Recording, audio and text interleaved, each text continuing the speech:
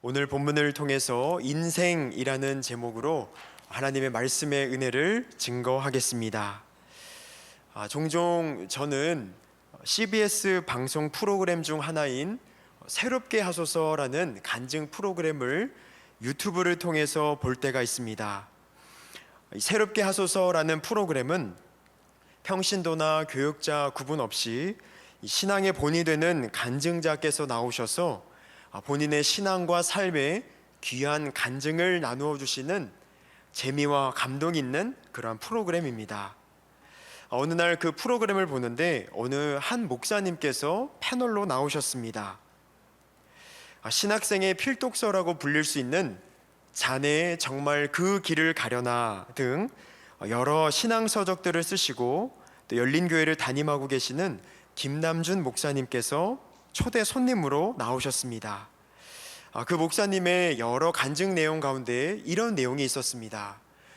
그 목사님께서 14살 때 일이었는데 그 목사님께서 이제 할머니와 고모 등에 업혀서 시골에서 교회를 다니셨다고 하시는데, 어릴 때부터 그렇게 다니시다가 이제 시골 교회를 나가시는데 14살 때였는데 어느 날 주일날 교회를 가는데 논길을 지나 교회를 가는 가운데 갑자기 14살, 어떻게 보면 어린 나이인데 갑자기 커다란 슬픔이 몰려와서 논두렁 앞에서 하염없이 그렇게 엉엉 울다가 교회도 못 가게 되었다라는 그런 간증의 내용이 있었습니다. 그런데 그 눈물의 이유는 4가지의 질문이 갑자기 떠올랐고, 그것을 해결할 수 없는 자신을 느끼면서 그렇게 하염없이 울게 되셨다는 내용이었습니다. 4가지 질문은 이러합니다. 나는 누구인가? 인생은 어떻게 살아야 하는 것인가?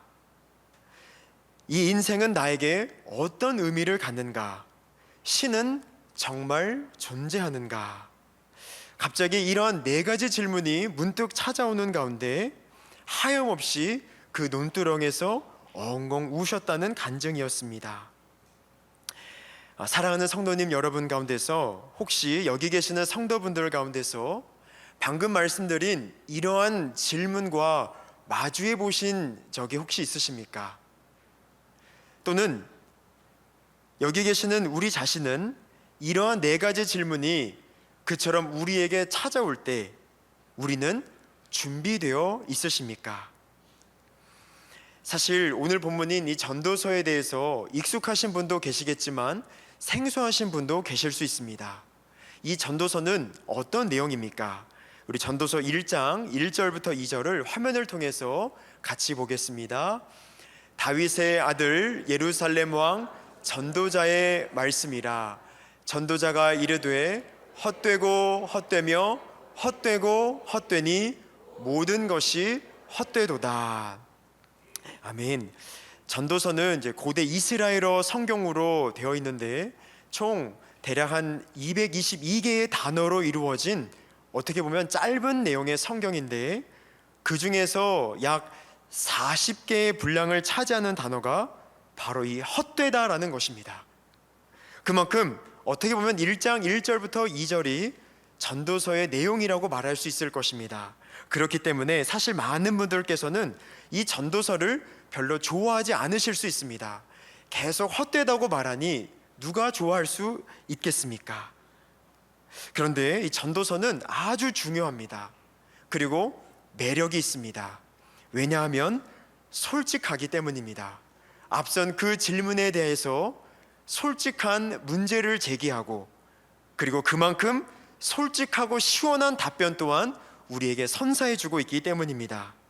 그렇다면 이 전도서는 인생의 의미, 인생의 실제 모습, 그리고 그렇다면 인생의 정확한 그 길에 대해서 어떻게 말씀하고 있습니까? 전도서에서 말씀하고 있는 인생의 실제 그 모습은 어떠한 것입니까? 먼저 첫 번째로 이 세상 가운데는 진정한 만족이 없다고 말씀하고 있습니다. 우리 전도서 2장 우리 3절부터 11절 조금 길 수 있는데 같이 한번 읽어보겠습니다. 내가 내 마음으로 깊이 생각하기를 내가 어떻게 하여야 내 마음을 지혜로 다스리면서 술로 내 육신을 즐겁게 할까? 또 내가 어떻게 하여야 천하의 인생들이 그들의 인생을 살아가는 동안 어떤 것이 선한 일인지를 알아볼 때까지 내 어리석음을 꼭 붙잡아 둘까 하여 나의 사업을 크게 하였노라. 내가 나를 위하여 집들을 짓고 포도원을 산과 가원을 만들고 그 가운데에 각종 과목을 심었으며 나를 위하여 수목을 기르는 삼림에 물을 주기 위하여 못들을 팠으며 남녀 노비들을 사기도 하였고 나를 위하여 집에서 종들을 낳기도 하였으며 나보다 먼저 예루살렘에 있던 모든 자들보다도 내가 소와 양떼의 소유를 더 많이 가졌으며 은금과 왕들이 소유한 보배와 여러 지방의 보배를 나를 위하여 쌓고 또 노래하는 남녀들과 인생들이 기뻐하는 처첩들을 많이 두었노라. 내가 이같이 창성하여 나보다 먼저 예루살렘에 있던 모든 자들보다 더 창성하니 내 지혜도 내게 여전하도다. 무엇이든지 내 눈이 원하는 것을 내가 금하지 아니하며 무엇이든지 내 마음이 즐거워하는 것을 내가 막지 아니하였으니 이는 나의 모든 수고를 내 마음이 기뻐하였음이라. 이것이 나의 모든 수고로 말미암아 얻은 몫이로다.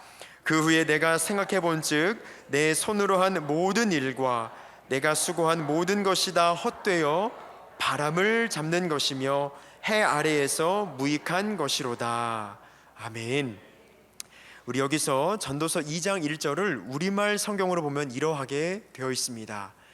내가 또 마음속으로 말했다. 자, 시험 삼아 내가 무엇을 즐거워하는지 알아보자. 결국 이것 역시 허무할 뿐이었다. 여기서 중요한 것은 솔로몬 왕이 처음에는 신앙의 전성기를 누리다가 타락하게 되어서 자신이 이렇게 살다가 결론으로 이것을 느꼈다라는 고백이 아니라 전도서 2장 3절 내가 내 마음으로 깊이 생각하기를 내가 어떻게 하여야 내 마음을 지혜로 다스리면서 술로 내 육신을 즐겁게 할까라고 고백하는 것처럼 이것은 어떤 방탕과 타락의 그런 어떤 결론이 아니라 자신이 내가 인간이라는 존재가 무엇으로 말미암아 즐거웠는지 한번 탐구해 보겠다라는 그런 의미로서 내가 한편으로 지혜를 붙잡고 이 만족을 향한 진지한 탐구를 해보았다라는 그러한 간증의 고백인 것입니다. 내가 여러 것들을 경험해 보았는데 술이나 어떤 과수원이나 어떤 정원 등 소유나 어떤 이성관계나 재물이나 권력과 명예 등 내가 진지하게 다 경험해보고 탐구해보았지만 그 결론은 바로 뜬구름 잡는 일이었다고 결론을 내립니다. 그 어떠한 것도 자신에게 진정한 만족을 줄 수 없었다고 고백하고 있고 이것이 인생의 실제의 그림이라고 솔로몬은 고백하고 있는 것입니다. 두 번째로 전도서에서 말씀하고 있는 인생의 그 실제 그림은 어떤 모습입니까? 그것은 바로 이 세상 인생은 정확하고 어떤 공정한 인과 관계로만 이루어지지 않는다는 것을 말씀하고 있습니다. 인생은 콩 심으면 콩을 거두고 팥 심으면 팥을 거둘 수 있는 그런 순조로운 인생은 아니라고 말씀합니다. 우리 전도서 3장 1절부터 2절을 함께 읽어보겠습니다. 범사에 기한이 있고 천하 만사가 다 때가 있나니 날 때가 있고 죽을 때가 있으며 심을 때가 있고 심을 것을 뽑을 때가 있으며 이것은 어떤 의미입니까? 인생을 가만히 생각해 보면 정말 중요한 경우 어떤 중대한 사안인 경우는 다 그 때가 있다는 것입니다. 사실 그러한 경우를 생각해 보면 그것들은 우리 인간은 그것들을 수동적으로 경험하고 받아들일 뿐이지 그 중요한 것들을 뭔가 만들어내고 뭔가 변화시키고 다스릴 수 없다는 것을 말씀하고 있습니다. 전도서 2장에서도 예시로 말씀하고 있지만 태어나고 죽는 것이 있습니다. 어떻게 보면 가장 중요한 것이라고 말할 수 있지 않겠습니까? 그런데 생각해 보면 태어날 때와 죽을 때는 우리가 마음대로 할 수가 없습니다. 그 때를 우리가 정할 수 없습니다. 그리고 또한 인생을 살다 보면 정말 중요한 순간과 중요한 사안에서 나는 심고자 하는데 현실은 뽑힐 때가 있고, 나는 열심히 뽑고자 하는데 현실은 심겨질 때가 있고, 나는 이제는 내려놓고 포기하고자 하는데 현실은 찾아지고, 나는 찾고자 하는데 포기하게 될 때가 있다는 것입니다. 전쟁하게 될 때가 있고 평화하게 될 때가 있다고 말씀합니다. 이처럼 인생을 크게 볼 때 인간은 무언가를 주도하고 주관하고 끌어가는 존재가 아니라 하나님의 그 역사의 섭리 아래서 정해진 그것, 그 때를 가만히 생각해 보면 그것을 그저 받아들이고 그것을 통과하는 존재, 한계 있는 인생이라는 것을 깊이 있는 고찰 가운데 우리에게 말씀하고 있습니다. 그리고 이 세상 가운데는 사실 불의와 악이 이 세상 가운데 가득하여서 인간의 순수한 노력과 지혜, 이론, 공의대로 그렇게 흘러가지 않는다는 현실 또한 말씀하고 있습니다. 우리 전도서 4장 1절부터 6절을 한번 보겠습니다. 내가 다시 해 아래에서 행하는 모든 학대를 살펴보았도다. 보라, 학대받는 자들의 눈물이로다. 그들에게 위로자가 없도다. 그들을 학대하는 자들의 손에는 권세가 있으나 그들에게는 위로자가 없도다. 그러므로 나는 아직 살아있는 산자들보다 죽은 지 오랜 죽은 자들을 더 복되다 하였으며, 들보다도 아직 출생하지 아니하여 해 아래에서 행하는 악한 일을 보지 못한 자가 더 복되다 하였노라. 내가 또 본즉 사람이 모든 수고와 모든 재주로 말미암아 이웃에게 시기를 받으니 이것도 헛되어 바람을 잡는 것이로다. 우매자는 팔짱을 끼고 있으면서 자기의 목만 축내는도다. 두 손에 가득하고 수고하며 바람을 잡는 것보다 한 손에만 가득하고 평온함이 더 나으니라. 그리고 이어서 전도서 8장 우리 14절도 말씀하고 있습니다. 세상에서 행해지는 헛된 일이 있나니 곧 악인들의 행위에 따라 벌을 받는 의인들도 있고 의인들의 행위에 따라 상을 받는 악인들도 있다는 것이라. 내가 이르노니 이것도 헛되도다. 어떤 공정한 인과관계, 정확한 인과관계대로 흘러가기를 바라지만 현실은 그렇지 않은, 어떻게 보면 아픈 현실이라는 것을, 그것이 인생의 실제 모습이라는 것을 말씀하고 있습니다. 마지막으로 전도서는 인생의 실제 그림이 어떠하다고 우리에게 아픈 현실이지만 솔직하게 폭로하고 있습니까? 그것은 마지막은 바로 죽음이라는 것입니다. 전도서 9장 2절부터 3절을 한번 보겠습니다. 모든 사람에게 임하는 그 모든 것이 일반이라. 의인과 악인, 선한 자와 깨끗한 자와 깨끗하지 아니한 자, 제사를 드리는 자와 제사를 드리지 아니하는 자에게 일어나는 일들이 모두 일반이니 선인과 죄인, 맹세하는 자와 맹세하기를 무서워하는 자가 일반이로다. 모든 사람의 결국은 일반이라. 이것은 해 아래에서 행해지는 모든 일 중에 악한 것이니 곧 인생의 마음에는 악이 가득하여 그들의 평생에 미친 마음을 품고 있다가 후에는 죽은 자들에게로 돌아가는 것이라. 아멘. 이것을 쉽게 이렇게 생각해 볼 수 있습니다.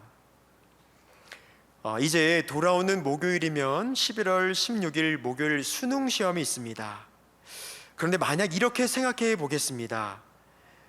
목요일 우리 수능 시험이 있는데 수능 D-Day 당일 모든 수험생들의 그 시험 성적의 결과가 모두 0점 처리가 되는 것으로 이미 전산 처리가 되어 있다, 완료되어 있다라고 한번 생각해 보겠습니다. 그러면 이런 생각이 듭니다. 그러면 중간에 6월이나 9월의 모의평가, 모의고사, 중간 과정의 점수가 탁월하면 무슨 소용이 있을까? 그 이 수험 기간을 남다르게 잠을 깨우고 남다르게 열심히 살고 공부하는 게 무슨 의미가 있나 라고 생각할 수 있다는 것입니다. 이것을 인간이라는 존재에게 그대로 적용해 보겠습니다. 인생의 중간 과정에 내 삶이 남다르게 부지런하고 남다르게 의롭고 선하면 뭐하나? 그 중간 과정의 삶이 부유하고 어느 정도 즐기고 안정적으로 살면 무엇하나? 모두 그 결론은 죽음, 영으로 귀결되는데 무슨 소용이 있을까라는 절대적인 절망이 찾아온다는 것입니다. 사실 이 죽음이라는 문제를 우리가 생각하기 싫거나 아니면 생각하지 않아서 그렇지, 이 죽음이라는 문제를 이렇게 이 예시를 통해서 생각해 본다면 인간의 모든 것은 죽음 앞에서 무의미요, 무의욕이요, 절망과 무기력이라는 어떻게 보면 솔직한 정답으로 귀결된다는 것을 우리는 생각해 볼 수 있습니다. 또한 전도서는 이 죽음을 다른 의미로 고찰하기를, 평생을 수고로 살아서 얻은 그 모든 소유나 모든 것들이 가만히 생각해 보면 죽으면 가져갈 수 없고 그 모든 결과물들은 그 수고와 아무런 상관이 없는 이들, 나에게 어떤 도움을 주었다거나 수고도 하지 않은 모르는 이들에게 그대로 돌아간다는, 어떻게 보면 불합리한 현실이 아니겠는가라고 이 죽음이라는 문제를 우리에게 말씀하고 있는 것입니다. 이처럼 전도서는 인생의 그림을 크게 보면 세 가지로 정리해서 말씀하고 있다는 것을 보게 됩니다. 첫 번째, 만족이라는 면에서, 두 번째, 인과 관계라는 면에서, 마지막 세 번째로는 죽음이라는 이 장벽 앞에서 처절한 한계를 지니고 있는 것이 어쩌면 인생의 실제적인 모습이라는 것을 우리에게 말씀하고 있습니다. 그래서 전도서 1장 1절부터 2절에서 이처럼 말씀하는 것입니다. 제가 읽겠습니다. 다윗의 아들 예루살렘 왕 전도자의 말씀이라. 결론으로 어떻게 보면 서론에서 말씀하기를, 전도자가 이르되 헛되고 헛되며 헛되고 헛되니 모든 것이 헛되도다. 사랑하는 성도님 여러분, 그렇다면 우리의 돌파구는 어디 있는 것입니까? 그렇다면 우리는 어떻게 살아가야 하는 것입니까? 우리 전도서 12장 1절에서 문제 제기로만 끝나지 않고 더 정확한 답변의 길을 제시합니다. 우리 함께 읽어보겠습니다. 너는 청년의 때에 너의 창조주를 기억하라. 곧 곤고한 날이 이르기 전에, 나는 아무 낙이 없다고 할 해들이 가깝기 전에. 그렇습니다. 창조주 하나님을 기억하는 인생이 우리의 유일한 길인 줄 믿습니다. 존재의 유일한 길입니다. 그렇다면 창조주를 기억한다는 것은 구체적으로 어떤 의미를 지니고 있는 것입니까? 우리 네 가지로 간략하게 각각 살펴보고자 합니다. 첫 번째로, 창조주 하나님을 기억한다는 것은 바로 하나님과의 그 관계가 나의 유일한 만족이요, 가장 그 충만한 만족이라는 고백이라는 것입니다.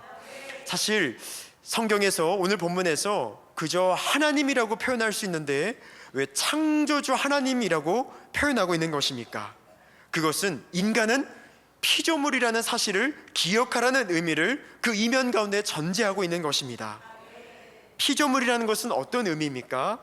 어떤 정해진 매뉴얼, 그 설계도대로 창조된 존재라는 것입니다. 인간은 어떻게 창조되었습니까? 설계되었습니까? 인간이라는 존재는 하나님의 생기가 공급되어 창조되었고 하나님의 형상으로 창조되었습니다. 이것이 우리가 인정하기 좋든 싫든 우리는 이렇게 이미 창조되었습니다. 그렇기 때문에 인간은 하나님의 생기의 공급이 반드시 필요한 존재, 그리고 인간은 하나님의 형상의 회복을 향하여 그만큼 열정을 가지고 나아갈 때 그만큼 기쁨과 만족과 평안이 공급되도록 창조된 존재라는 것입니다. 우리의 진정한 만족은 어디 있는 것입니까? 우리는 어떻게 지음받았습니까? 바로 오직 하나님과 그 친밀한 관계 가운데 우리의 진정한 안식이 있는 것입니다. 두 번째로 창조주 하나님을 기억한다는 것은 우리의 한계를 기억하고 하나님께 항상 간구의 기도로 나아가는 것입니다. 우리의 삶 속에서 콩을 심거나 팥을 심기 전 먼저 하나님의 도우심을 겸손히 구하는 것입니다.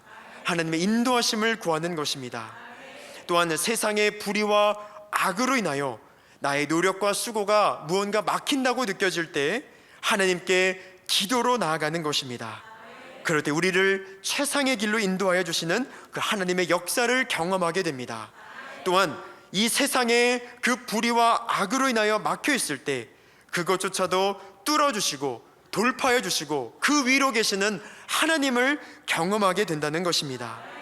세 번째로 창조주 하나님을 기억한다는 것은 모든 것을 주관하시는 그 하나님께 항상 감사로 반응한다는 것입니다.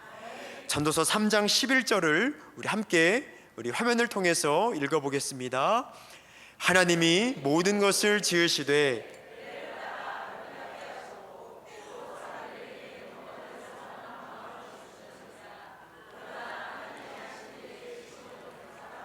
측량할 수 없게 하셨도다. 아멘.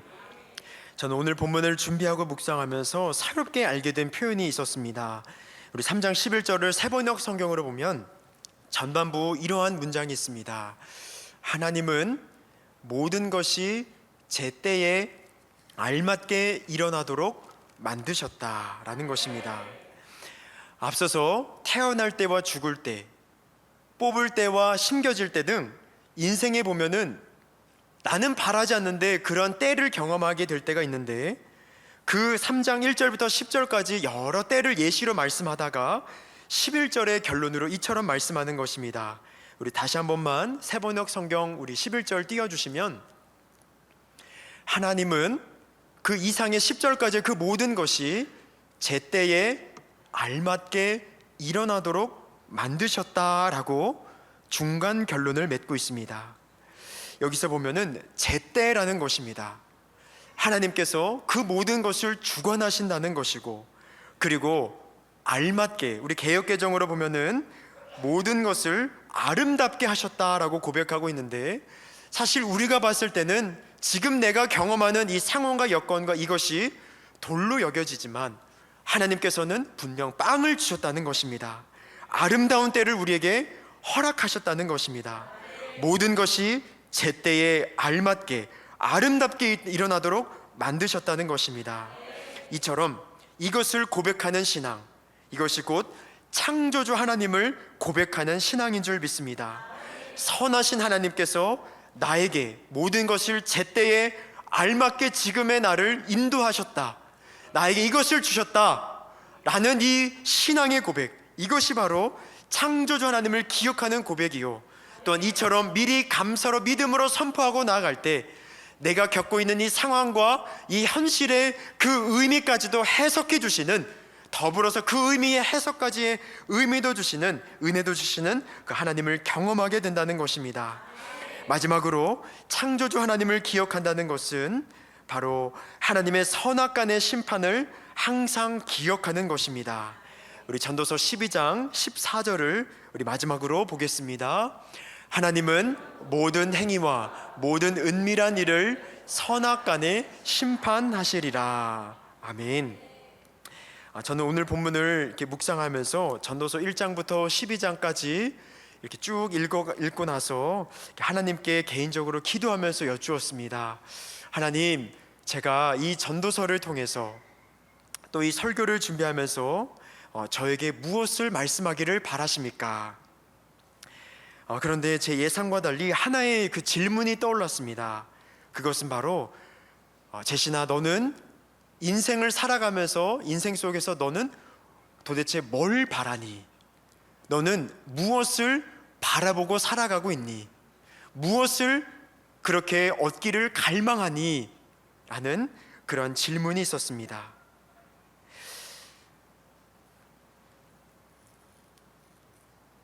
어떠한 인생이 이 유한하고 어떻게 보면 짧디 짧은 이 인생, 잠시 있다가 지나갈 인생이라고 고백하고 있는데, 어떻게 살아가는 것이 이 유한한 인생을 가장 의미 있고 보람 있게 살아가는 것일까요?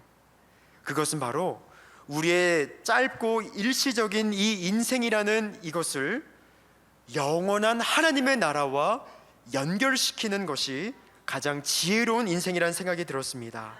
다시 말씀드리자면 하나님의 나라, 그 영원이라는 영역의 기준과 가치와 상급을 바라보고 살아가는 것이 영원과 연결되는 삶, 현실로 끝나지 않는 삶, 의미 있고 가장 알찬 삶이겠구나라는 생각이 들었고, 그 기준 중 하나가 바로 영혼 구원이라는 생각이 들었습니다. 내가 바라는 그 모든 것의 궁극적인 깃발이 바로 복음 전도여야 한다는 것입니다. 제가 요즘 우리 교회 차량 운행을 하면서 우리 5호차를 운행하고 있는데, 우리 5호차를 운행하는 가운데서 새벽 예배를 마치고 귀가하는 가운데서 어느 권사님께서 저에게 이렇게 뒷자리에서 말씀하셨습니다. 목사님, 제가 요즘 TV를 보는데 요즘 마약을 하는 젊은이들이 요즘 들어서 많아졌다고 하네요. 그리고 청년들 중에서 방에 들어가서 거실로도 나오지 않는 은둔형 청년이 51만 명이라고 합니다 라고 하면서 우리 사회의 기도 제목을 나눠주시는 그 권사님의 말씀이 있었습니다. 사실 저는 오늘 이번 주간 이 전도서를 묵상하면서 그 권사님의 말씀과 이 내용이 연결이 지어졌습니다. 왜 이 사회가 점점 이렇게 뭔가 마약과 중독, 은둔형으로 나아가는 것일까? 어쩌면 저에게 연결되었던 질문의 그 연결점은 앞선 그 김남준 목사님께서 엉엉 우셨던 그 존재의 눈물의 질문, 인간이란 누구인가? 진정한 만족은 어디 있는 것일까? 인생은 무슨 의미가 있을까라는 것에서 방황하고 아파하면서 그것을 마약이나 어떤 그런 현상들로 자신의 아픔을 돌아봐 달라고 고백하는 이 사회의 눈물은 아닐까라는 그런 생각이 들었습니다. 그러면서 그렇기 때문에 우리가 더 그들의 영혼을 생각하면서 찾아가 전도해야 되겠구나라는 생각이 들었습니다. 이제 말씀을 맺겠습니다. 사랑하는 여러분, 이 세상의 쾌락이나 재물이나 명예 등 우리에게 어떻게 보면 덮여 씌어 있는 여러 비늘을 벗고 인생의 본질을 보는 저와 여러분이 되기를 간절히 소망합니다. 진정한 만족은 어디 있을까요? 역사의 주관자는 도대체 누구입니까? 죽음이 정말 끝입니까? 그 정답은 모두 창조주 하나님께 있는 줄 믿습니다. 전도서의 결론처럼 내 창조주를 기억하라, 이 질문, 이 정답 앞에서 모든 것이 해결된다는 것입니다. 이것이 우리의 고백과 이론으로 끝나지 않고 매일의 우리의 실제가 되시기를 예수 그리스도의 이름으로 간절히 축원을 드립니다. 오늘 설교를 준비하면서 또 마지막 결단 찬양으로 어떤 찬양으로 나아갈까 또 묵상하는 가운데서 성령이 오셨네라는 이 찬양이 떠올랐습니다. 가사를 보면 허무한 시절 지날 때, 깊은 한숨 내쉴 때 그런 풍경 보시며 탄식하는 분인네. 억눌린 자, 갇힌 자, 자유함이 없는 자, 피난처가 되시는 성령님 계시네. 이 전도서의 이 질문 가운데서 혹여나 헤매고 어떤 길을 찾고 계시는 성도님께서 계셨습니까? 또는 우리 주변 가운데서 이런 한계 속에서 아파하고 울고 있는 우리의 주변의 이웃들이 있었습니까? 오늘 이 가사를 생각하시면서 다시 한번 결단으로 고백하기를 소망합니다.